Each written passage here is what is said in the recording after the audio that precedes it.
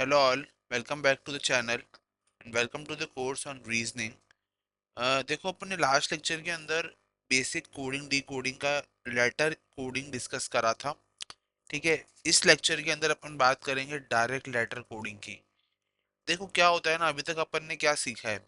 अपन ने सीखा है कि अगर ए का नंबर 1 है, सी का नंबर 3 है, डी का नंबर 4 है, तो उसके अकॉर्डिंग अगर मुझे बोले कि सी ए बी, अगर इसको कोड किया जाता है एज PQR, राइट, तो मुझे बताना है कि AQC का कोड क्या होगा।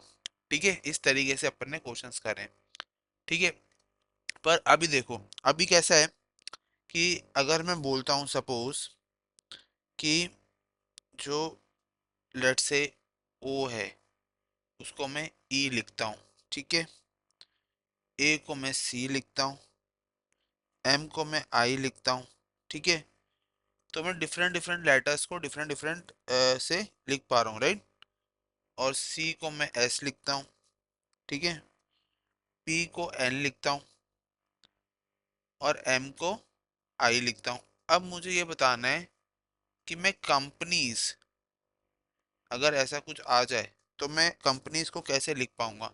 तो मुझे पता है C को मैं क्या लिखता हूँ S, O को मैं क्या लिखता हूँ E, M को मैं क्या लिखता हूँ I। तो इसी पैटर्न में कंप्लीट करते हुए मैं लिख सकता हूँ कि ये हो जाएगा NCPAMO, राइट। इस तरीके से मैं कंपनीज वर्ड को लिख सकता हूँ। तो अब इसे बोलते हैं डायरेक्ट लेटर कोडिंग। देखो बच्चों, इसमें क्या हो रहा है कि डायरेक्टली जो है वो लेटर्स आपस में कोड हो रहे हैं। जैसे मैंने कुछ लेटर्स दे दिए, उनकी कुछ कोड दे दिए। अब मुझे कुछ भी अल्फाबेट, कुछ भी वर्ड पूछ लिया, तो मुझे उस वर्ड में बस सिंपली सब्स्टिट्यूट करना है कि कौन से लेटर के लिए कौन से लेटर यूज हुआ है और डायरेक्टली उसको पुट अप कर देना है। जैसे फॉर एग्जाम्पल अब क्वेश्चन नंबर 2 करते हैं। क्वेश्चन नंबर 2 कह रहा है कि मैंने पेरेंट पेरेंट को मैंने लिखा है कुछ ऐसे BDFGJK, राइट, इस तरीके से। अब मुझे बताना है कि मैं चिल्ड्रन चिल्ड्रन को कैसे लिख पाऊंगा, राइट। सो देखो, चिल्ड्रन को मैं कैसे लिख पाऊंगा, है ना। अच्छा, तो क्वेश्चन ये है कि मैंने पेरेंट को लिखा है ये, चिल्ड्रन को मैंने लिखा है MOXQUFGJ, राइट। ये मेरे पास दो चीजें गिवन है, पेरेंट और चिल्ड्रन। अब मुझे ये पता लगाना है कि मैं रीप्रिंट रीप्रिंट को मैं कैसे लिख पाऊंगा, राइट। तो देखो मुझे क्या करना है ना, इसके अंदर मुझे एक ही चीज करनी है। मुझे इस पेरेंट में से कोडिंग डिकोडिंग निकालनी है कि पी के लिए कौन सा लेटर है, ए के लिए कौन सा है, आर के लिए कौन सा है, टी के लिए कौन सा है, राइट। और सेम मुझे चिल्ड्रन में से निकालना है। तो देखो आर आर की बात करें तो देखो आर यहाँ पे है। देखो गौर से, आर यहाँ पे है और आर का थर्ड लेटर है एफ। आर यहाँ पे है, पीछे से थर्ड लेटर है एफ। तो मुझे पता पड़ गया कि आर के लिए तो मेरे पास एफ है। अब देखो ई के लिए क्या कोड है, ई के लिए फोर्थ लेटर है जी। यहाँ पे ई के लिए फोर्थ लेटर है जी, सेकंड लेटर। तो मुझे पता चल गया कि ई के लिए मेरा है जी। तो इसी तरीके से फॉलोइंग करते हुए पैटर्न को मैं ये पता लगा सकता हूँ, ठीक है, कि रीप्रिंट के लिए मेरे पास कौन सा वर्ड आएगा। देखो करते हैं, इसको पूरा कंप्लीट करते हैं। सो देखो, ये हो गया। पी के लिए अब देखो कौन सा कोड है, पी, राइट। तो और यहाँ पे पी है क्या, नहीं है। आर मतलब पी पी नहीं है, पर यहाँ पे पी है, तो पी के लिए क्या कोड है, बी। तो ये बी आ गया। आर के लिए क्या कोड है, आर के लिए फिर से कोड क्या था बच्चों अपने पास, आर के लिए कोड था एफ, राइट। ठीक है। अब अपने पास क्या बचा, आई। आई के लिए क्या कोड है, आई के लिए कोड है एक्स। ठीक है। और एन के लिए क्या कोड है बच्चों, जे। एन के लिए कोड है जे। और टी के लिए क्या कोड है, टी के लिए कोड है के। तो मेरा फाइनल आंसर क्या हो गया बच्चों, FGB FX जे के, FGB FX JK, यानी जो मेरा कोड है वो इस तरीके से निकल के आ गया, राइट। तो देखो अपन ने इसको बोलते हैं डायरेक्ट लेटर कोडिंग, ठीक है ना, डायरेक्ट लेटर कोडिंग, राइट। अब देखो मेरा नेक्स्ट क्वेश्चन। अच्छा, नेक्स्ट क्वेश्चन मेरा ये है कि अर्थ के लिए, अर्थ के लिए मेरे पास कोड है QPMZS, राइट, ठीक है। अब मुझे ये बताना है कि मैं हर्ट, HERT, इसको मैं कैसे लिख सकता हूँ, राइट। तो कोई बता पाएगा? देखो इसको कैसे करते हैं। तो देखो समझो कि यहाँ पे EQ, ठीक है, E के लिए Q है, तो मेरे पास E के लिए क्या आ गया, E के लिए मेरे पास आ गया Q। H के लिए मेरे पास S है, S आ गया। A के लिए मेरे पास P है। R के लिए मेरे पास M है। और T के लिए मेरे पास Z है। SQPMZ, SQPMZ, ये मेरा आंसर हो जाएगा, ठीक है। चलो नेक्स्ट क्वेश्चन करते हैं। देखो नेक्स्ट क्वेश्चन क्या कह रहा है कि, अच्छा ये थोड़ा सा अलग क्वेश्चन है ना।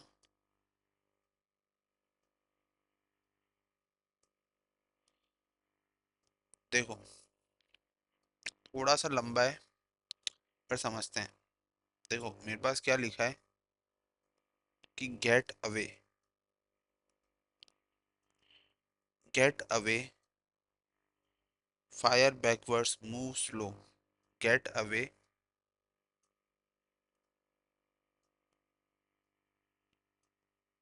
फायर बैक, अच्छा फायर, फायर बैकवर्ड्स और मूव स्लो, ठीक है। मेरे पास ये तीन लेटर्स हैं और ये मेरे को कोडेड कैसे हुए हैं, देखो गौर से। ये कोड हुए हैं कुछ इस तरीके से, क्या, BENCDCI, CDCI, यहाँ पे फिर चार लेटर का कोड आएगा विच इज QHOE, ठीक है। और बैकवर्ड्स के लिए, फिर बैक के लिए, वर्ड्स के लिए पांच और बैक के लिए चार, विच इज PCTLDCOXU, ठीक है। और इसके लिए मेरे पास हुआ है ZMWEVMMD, राइट। तो बच्चों ये वाला क्वेश्चन अपने को गिवन है, ठीक है। अब मुझे बताना है कि based on this three codes, मुझे ये बताना है कि ओवर के लिए क्या कोड हो सकता है, डेडली के लिए क्या होगा, रिवार्ड के लिए क्या होगा, और ग्रेट के लिए क्या होगा, ठीक है। मुझे ये चार चीजें बतानी है। सो देखो,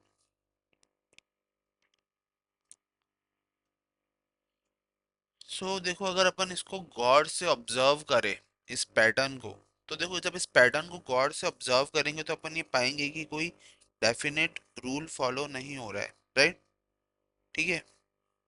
जैसे अगर जहाँ पे ए आ रहा है, जहाँ पे ए आ रहा है, देखो जैसे इस वाले क्वेश्चन में जहाँ पे ए आ रहा है वहाँ पे सी आ रहा है, अगेन इसके अंदर बैकवर्ड्स में ए आ रहा है तो सी आ रहा है, राइट। तो जहाँ पे ए आ रहा है वहाँ पे सी आ रहा है, ठीक है। जहाँ पे ई आ रहा है वहाँ पे ईस आ रहा है। देखो जैसे अगर गेट की बात करें तो GET और BN, तो सेकंड लेटर पे ई है तो वापस से ई है। तो जहाँ पे ई है वहाँ पे ई ही है, जहाँ पे डी है वहाँ पे डब्ल्यू है, देखो DW, राइट। डी देखो बैकवर्ड्स है ना, तो जहाँ पे डी है वहाँ पे डब्ल्यू है। इस तरीके से हर एक लेटर का एक पर्टिकुलर कोड है, राइट। तो अगर इसकी अपन एक टेबल बनाए बच्चों, तो देखो अगर मैं इसको ऐसे लिखता हूँ, GET AW, देखो अपन रिपीट नहीं करेंगे ऑफ कोर्स, है ना, अपने को रिपीट नहीं करना है, तो AWY अवे, ठीक है, FIRE रिपीट नहीं करना है, BA रिपीट नहीं करना है, BCK, DSMOVL, ठीक है, इस तरीके से। तो अब देखो जी के करस्पॉन्डिंग, जी के करस्पॉन्डिंग है बी, ई के करस्पॉन्डिंग ई है, इसके करस्पॉन्डिंग है एन, ए के करस्पॉन्डिंग है सी, डब्ल्यू के करस्पॉन्डिंग है डी, वाई के करस्पॉन्डिंग है आई, एफ के करस्पॉन्डिंग है क्यू, आई के करस्पॉन्डिंग है एच, आर के करस्पॉन्डिंग है ओ, बी के करस्पॉन्डिंग है पी, सी के करस्पॉन्डिंग है T, L, X, U, Z, M, W, F, इस तरीके से ये सारे के सारे कॉरस्पॉन्डिंग लेटर्स जो है वो आ जाएंगे। तो अब एक एक करके बात कर लेते हैं। सबसे पहला लेटर था OVER, ओवर, ओवर का कोड हो जाएगा MWEO, ठीक है। फिर बात कर लेते हैं डेडली, डेडली का कोड हो जाएगा XECXFI, राइट, डेडली, ठीक है।